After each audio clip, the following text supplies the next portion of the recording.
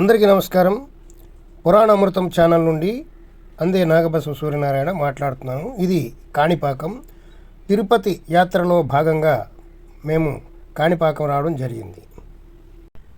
తిరుపతి వచ్చినటువంటి ప్రతి ఒక్కరూ కాణిపాకాన్ని దర్శించకుండా వెళ్ళరు. కాణిపాకం చాలా మహత్యం కలిగినటువంటి వరసిద్ధి వినాయక స్వామి ఆలయం. ఈ ఆలయ చరిత్ర మనం కొంచెం తెలుసుకుందాం. ఆంధ్రప్రదేశ్లోని చిత్తూరు జిల్లాలో ఉన్న ఒక ప్రసిద్ధ పుణ్యక్షేత్రం ఇది. ఇక్కడ ఉన్న శ్రీ వరసిద్ధి వినాయక స్వామి స్వయంభూగా వెలసిన దేవుడిగా పూజలు అందుకుంటున్నారు. కాణిపాకం క్షేత్రానికి సంబంధించిన చరిత్ర విశేషాలు మనం కొంచెం తెలుసుకుందాం. పూర్వం కాణిపాకం గ్రామంలో ముగ్గురు వికలాంగ సోదరులు ఉండేవారు. ఒకరు అంధుడు, మరొకరు మూగవాడు, ఇంకొకడు చెవిటివాడు. వారు ముగ్గురు కలిసి ఒక ఎకరం చేనులో వ్యవసాయం చేస్తూ జీవితం సాగించేవారు. చేనుకు నీరు పారించడానికి బావిలో నుంచి నీటిని తోడుతున్న సమయంలో బావిలోని నీరు అడుగంటిపోయింది. దాంతో ఆ సోదరులు బావిని మరింత తవ్వడం ప్రారంభించారు. ఇది చూడండి, ఇక్కడ క్రొత్తగా ఒక కళ్యాణ మండపం కట్టారు. చాలా అద్భుతంగా ఉంది కదా. అలా ఆ సోదరులు నీటి కోసం తవ్వుతున్నటువంటి సమయంలో ఒక రాయికి వారు వేసినటువంటి గడ్డపార గుచ్చుకొని వెంటనే ఆ రాయి నుండి రక్తం ప్రవహించడం మొదలైంది. ఆ రక్తపు బొట్లు పడగానే ఆ ముగ్గురు సోదరుల వైకల్యం తక్షణమే తొలగిపోయింది. వారు సాధారణ మనుషులుగా మారిపోయారు. గుడ్డివాడు, మూగవాడు, చెవిటివాడు మామూలుగా మారిపోవటం ఈ వింత చూచిన గ్రామస్తులు ఆ బావిలోకి దిగి చూడగా అక్కడ ఒక వినాయక విగ్రహం కనిపించింది. గ్రామస్తులందరూ కొబ్బరికాయలు కొట్టి నైవేద్యం సమర్పించారు. ఆ కొబ్బరి నీరు దాదాపు 1.5 ఎకరాల విస్తీర్ణంలో ప్రవహించిందని చెప్తున్నారు. కాణిపాకం అంటే అర్థం ఏమిటో తెలుసుకుందాం. తమిళంలో కాణి అంటే ఒక ఎకరం లేదా కొంత భూమి అని అర్థం. పాకం అంటే నీరు పారడం అని అర్థం. బావి నుండి వచ్చిన స్వయంభూ వినాయకునికి నైవేద్యం కొబ్బరి నీరు కాణి పాకం వలె పారింది కాబట్టి ఈ ప్రాంతానికి కాణిపాకం అని పేరు వచ్చింది. ఈ ఆలయ నిర్మాణం చోళుల కాలం 11వ శతాబ్దంలో కులోత్తుంగ చోళుడు ఈ ఆలయాన్ని మొదటిసారిగా రాతి నిర్మాణంగా నిర్మించినట్లు చారిత్రక ఆధారాలు చెప్తున్నాయి. ఆ తరువాత విజయనగర రాజులు, ముఖ్యంగా శ్రీకృష్ణదేవరాయల కాలంలో ఈ ఆలయాన్ని మరింత విస్తరించి మండపాలు మరియు ప్రాకారాలను అభివృద్ధి చేశారు. కాణిపాకంలోని వినాయకుడి విగ్రహం పరిమాణం ప్రతిరోజు పెరుగుతూ ఉంటుందని చెప్తూ ఉంటారు. దశాబ్దాల క్రితం స్వామివారికి చేయించిన వెండి కవచాలు ఇప్పుడు ఆ విగ్రహానికి సరిపోకపోవడమే దీనికి నిదర్శనంగా చెప్తారు. ఇంతకుముందు చిన్న వినాయకుడు ఉండేటువంటి వాడు మరలా పెద్ద వినాయకుడిగా మారిపోవడంతో వెండి తొడుగులు అనేకం చేయించడం ఇక్కడ మనం చూడవచ్చు. ఆ వెండి తొడుగులు మనకి గుడి లోపల భద్రపరిచారు, చూడవచ్చు. వినాయకుడి వెండి తొడుగులు చిన్న పెద్ద ఉంటాయి. ఇది కాణిపాకంలో ఒక ఎడమ చేతి ప్రక్కన ఉన్నటువంటి పెద్ద పార్కు. ఈ పార్కు చూడడానికి చాలా అందంగా ఉంటుంది. ఇక్కడ చూడండి, విగ్రహాలు, అనేక విగ్రహాలు చాలా అందంగా అలంకరించారు. ఇదే మండపం. కాణిపాకంలో స్వామివారు మూల విరాట్టు ఇప్పటికీ ఒక బావి నీటిలోనే ఉంటుంది. ఎంతటి కరువు వచ్చినా ఈ బావిలో నీరు ఎండకపోవడమే ఒక మహత్యం. ఇక్కడ స్వామివారి ఎదుట సుప్రభాత సమయంలో చేసే ప్రమాణాలు చాలా శక్తివంతంగా ఉంటాయని, అబద్ధపు ప్రమాణం చేస్తే స్వామివారికి ఆగ్రహానికి గురవుతారని ప్రజల విశ్వాసం. ఇక్కడికి వచ్చినటువంటి వారు సత్యమునే పలుకుతారు. అబద్ధపు సాక్ష్యం చెప్పిన యెడల వారు శిక్షించబడతారు స్వామివారి ఆగ్రహంతో. ఇక్కడ వినాయక ఉత్సవాలు ప్రతి ఏటా 21 రోజుల పాటు అత్యంత వైభవంగా జరుపుతారు. ఈ పార్కు చూడండి, చాలా అద్భుతంగా ఉంటుంది. ఇక్కడ ఆకర్షణీయమైనటువంటి అనేక బొమ్మలను ఏర్పాటు చేశారు. ఒక ప్రక్క శివుడు, మరొక ప్రక్క పార్వతీదేవి, అలాగే నవగణపతులు, కుమారస్వామి, ఇంకా మరిన్ని విగ్రహాలు మనం చూడవచ్చు. ఇదిగోండి శివుని యొక్క విగ్రహం, ఆ ప్రక్కనే వినాయక స్వామి విగ్రహం ఉంది.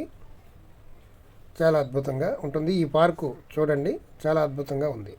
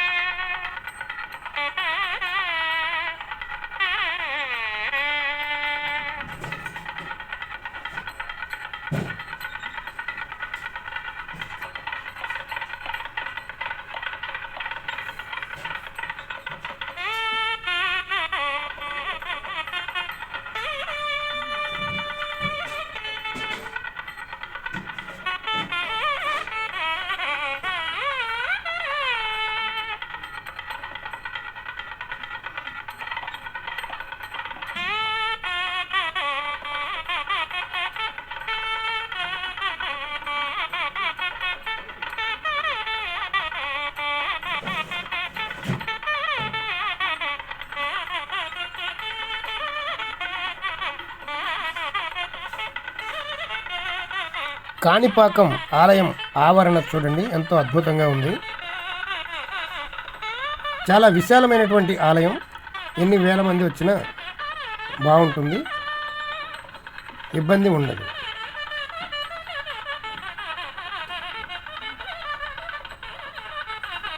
ఇది కాణిపాకం ఆలయం ఎదురుగుండా ఉన్నటువంటి కోనేరు.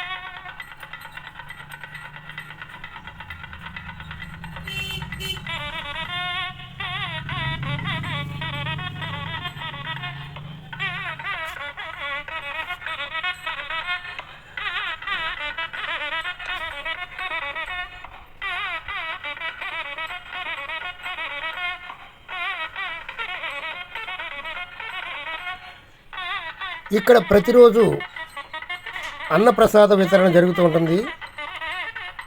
భోజనం చాలా బాగుంది. ఇదిగోనండి అన్నప్రసాద కేంద్రానికి వెళ్ళేటువంటి మార్గం. ఇక్కడ చెట్లు చాలా చక్కగా పెంచారు, చల్లగా ఉంది వాతావరణం. ఇక్కడ భోజనం చేసి కొంతసేపు విశ్రమించి మరలా మేము తిరుపతి తిరుగు ప్రయాణం పట్టాము. ఇదే శ్రీ స్వామివారి నిత్యాన్న ప్రసాద కేంద్రానికి వెళ్ళేటువంటి దారి.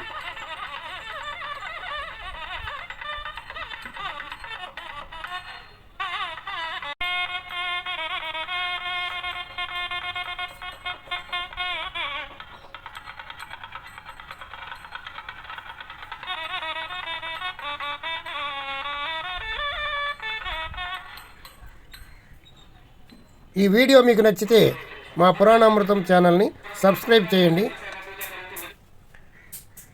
ఈ వీడియోని మీ బంధువులకు మిత్రులకు షేర్ చేయండి. మా పురాణామృతం ఛానల్ సబ్స్క్రైబ్ చేసుకోండి. వీడియోకి ఒక లైక్ చేయండి.